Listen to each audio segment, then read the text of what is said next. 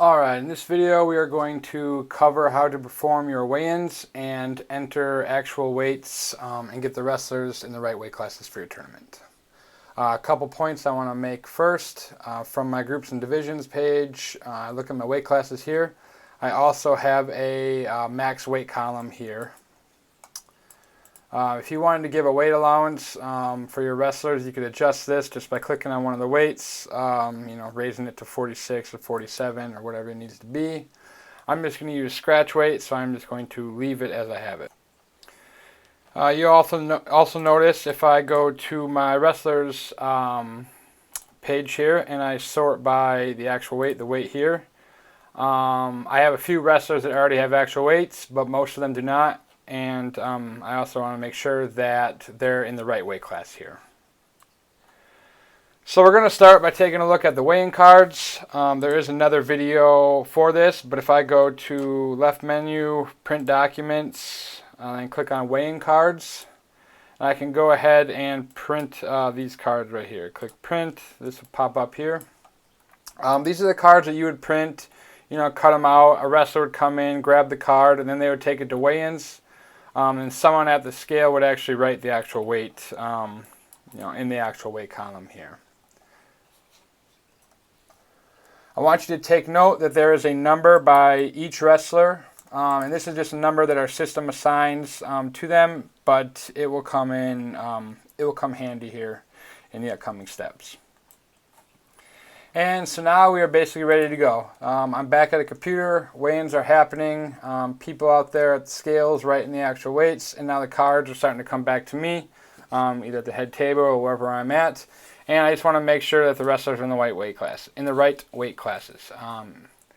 In my situation, they pre-registered and they selected the weight class that they wanted when they registered, and so we just need to verify that. So I'm going to come into this registration tab here and click on weigh-ins right here. From here you can either search that last name or first name, however you'd like to, or here's that wrestler ID yet. So let's say we just hit number 4, hit go.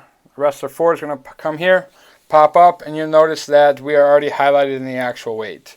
So let's say Oscar here weighed 68. Type 68, hit save participant, and you should be good to go to the next wrestler here. You would then go on to the next wrestler, the next card you have, hit go, and the same thing here. And let's say this wrestler right here, Odin, weighed in at 82. You'll notice that he's 2 pounds over the weight class, and you should be able to catch that just by looking at it. But sometimes, when you have hundreds of these, things are going fast, you're cruising. You hit save participant, you're going to get an alert that says he weighs too much to be added to this weight class. So first thing I want to do is just double check to make sure that he did actually weigh 82, and if that's the case, you just change his weight class here to 85, hit save, and then you can continue on. So I'm just basically going to take a stack of those cards, just kind of run through this as they come in here. And then after you get a few done here, if you notice, if we come to the wrestlers page again, hit your weight, you should notice that a few more wrestlers have gotten added. And obviously, you'd want all of your wrestlers to have an actual weight here by the time you are done. So the next step that we recommend here is to double check that your weights and weight classes are correct. So as you know, if you have a wrestler in the wrong weight class and you build your brackets, you send them to the mats, that's not a good situation. So we definitely can handle that. There's some quick ways to do that, but the less of that you have to do is obviously better for everyone, and it will get your tournament up and going smoother, quicker.